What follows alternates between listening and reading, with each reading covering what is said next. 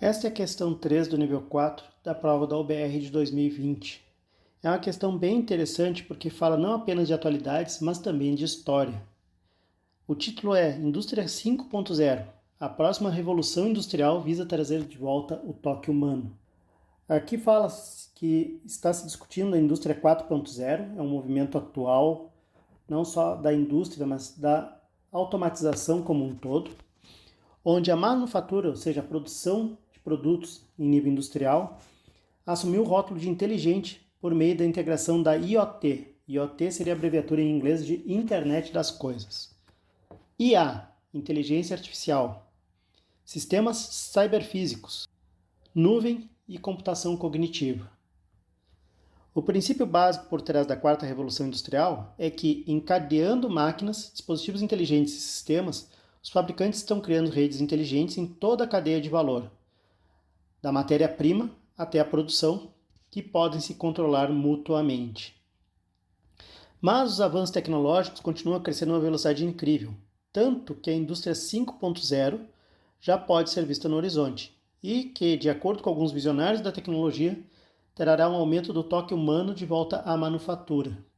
Portanto, onde a indústria 4.0 coloca a tecnologia inteligente na vanguarda da manufatura, a indústria 5.0 será o aumento da colaboração entre humanos e sistemas inteligentes.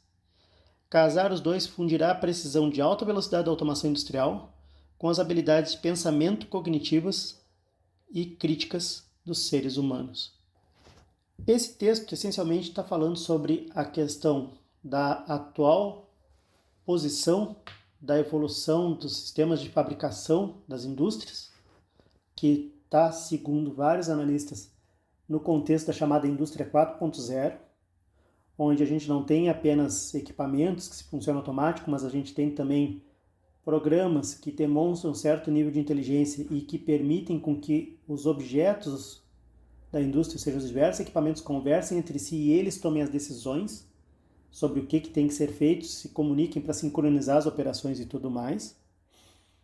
E se fala que a indústria 5.0, que ainda nem se cogita em termos práticos, seria uma volta dos seres humanos a colaborar com as máquinas. Isso tudo também remete a outros conceitos, como da Revolução Industrial, em termos de história, normalmente chamada de Revolução Industrial, no contexto da área de automação e indústria chamada de Primeira Revolução Industrial, e das revoluções subsequentes. O que ele pergunta aqui é que, ao analisar o histórico das revoluções industriais, percebemos que o texto apresenta uma quebra na linha evolutiva desenvolvida pelas suas antecessoras da Revolução Industrial 5.0. O que seria essa tal quebra? Seria interessante observar o que seria cada uma dessas revoluções. Observe, a primeira revolução é aquela em que as fábricas começam a aparecer com a mecanização, ou seja, o trabalho que era essencialmente manual começa a ser transformado em mecânico graças a diversas invenções. Eu vou botar uma delas aqui, que é o tear automatizado para a produção de tecidos e normalmente movido por vapor, máquinas a vapor, como aquelas antigas locomotivas, por exemplo. Então vejam que a Revolução Industrial ela não trouxe só benefícios para as fábricas, mas também trouxe para os transportes, que se criou um meio de produção de energia bem interessante. Isso aqui no século XVIII, por volta de 1780, e que durou um bom tempo, até que surgiu a chamada Revolução Industrial número 2, Segunda Revolução Industrial, que tem a ver com diversas teorias sobre como os processos produtivos usando máquinas e pessoas poderiam ser usados para tornar a produção mais eficiente. Então, aqui se fala pela primeira vez em produção em massa. O Ford, daquela indústria de automóveis, criou um conceito chamado de linha de produção, onde cada pessoa, cada funcionário seria especializado em um único processo de montagem. E a montagem era feita por partes, ou seja, um montava um pedaço, aí passava para o outro e assim por diante. Isso foi feito para a indústria automotiva, que desde então puxou todas as iniciativas dessa evolução na parte industrial. Então se fala aqui em linha de montagem, se fala em produção em massa, ou seja, quantidades enormes do mesmo produto, e muitas vezes quantidades enormes do mesmo produto sem nenhuma personalização. Se fala em eletricidade, porque aí já se fala em máquinas elétricas, ao invés de máquinas a vapor. Se fala em máquinas de combustão, por exemplo, os automóveis, que são essencialmente equipamentos a combustão. A terceira revolução industrial, ela surgiu bem mais nova. Vejam, a segunda revolução foi por volta do século XIX, final do século XIX, início do século XX.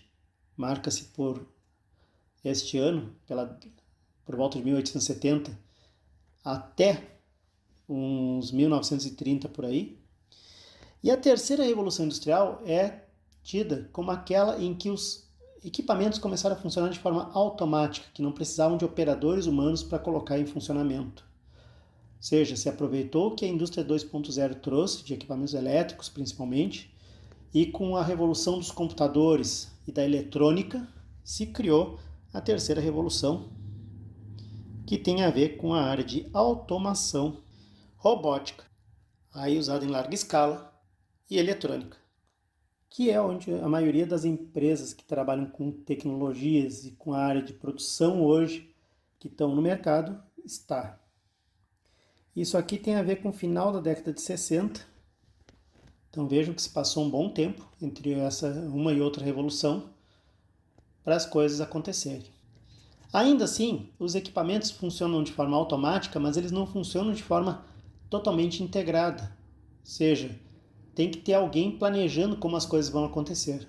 Se alguma coisa diferente for necessária para produzir, ainda assim vai ter uma pessoa que vai reprogramar toda a planta, todo o conjunto de equipamentos para produzir esse novo produto.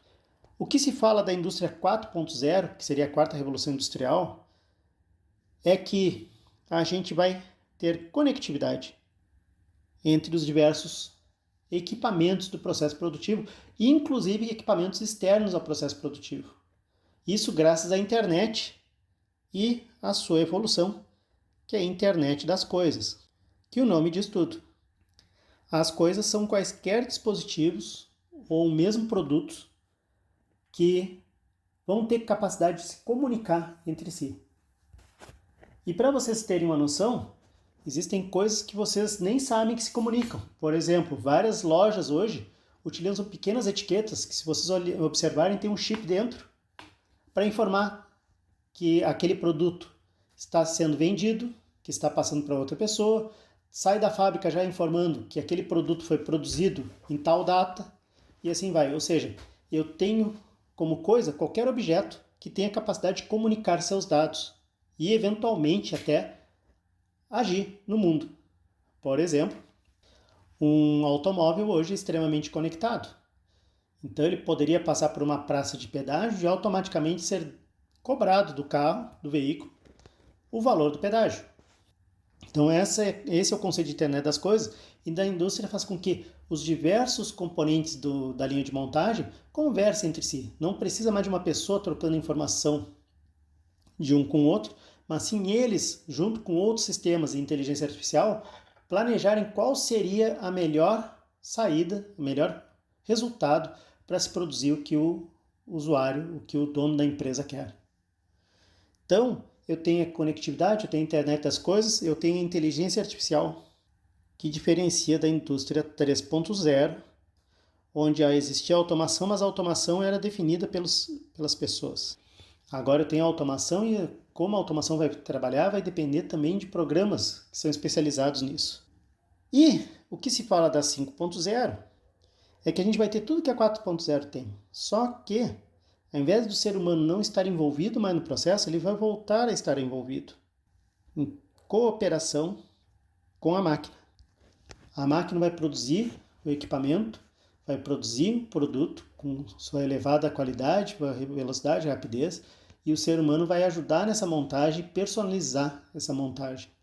Que se fala de produção em massa, que às vezes a gente produz milhares de objetos que são essencialmente iguais, poderá ser customizado e personalizado pela pessoa que estiver trabalhando lá. Então vamos ver as alternativas que se fala sobre essa quebra da linha evolutiva. O que se tem aqui? A A fala que o que acontece que a utilização de sistemas mecânicos a vapor permite personalizar produtos. Sistemas a vapor são tipicamente da primeira revolução industrial. Então, a A não é uma alternativa válida. Está se falando da primeira e o uso de vapor ou não, de sistema a vapor ou não, não é o que personaliza ou torna o produto industrializado. A B fala que o que caracteriza essa história é o retorno da mão de obra humana nas linhas de manufatura associadas aos robôs. Isso parece promissor, mas ainda não tenho certeza se tem algo melhor. Vamos dar uma olhada. A C fala a utilização de sistemas inteligentes de alta velocidade com robôs conectados. Essa é uma característica da indústria 4.0, até o texto fala. Conectividade, integração da IoT, inteligência artificial. Então, essa aqui também não é o que diferencia das outras revoluções. A D fala do retorno de sistemas não conectados com utilização de robôs que não se comunicam. Em nenhum momento se fala nisso, se pensa nisso. A conectividade existe e ela vai continuar existindo. A questão é que vai haver também um outro componente junto nessas conexões, que seria o ser humano. Então, também não é. A utilização de sistemas de virtualização para controle remoto das linhas de produção. Virtualização significa que a gente vai criar um ambiente virtual idêntico ao real, como se fosse, por exemplo, um videogame, onde a gente vai poder analisar as coisas como elas deveriam ocorrer e através desse ambiente virtual a gente poderia atuar no real. Ou seja, no que a gente mexer no virtual, mexeria no real. Isso eu queria chamar de sistema cyberfísico. E de novo é uma coisa da quarta revolução industrial. Então vejam, por eliminação eu tirei a C, a D e a E. Me sobrou a B e a B parece até o momento que realmente seria a mais adequada. E por esse motivo, nós escolhemos então a B. Esta aqui era uma questão com uma única resposta e valia 4 pontos.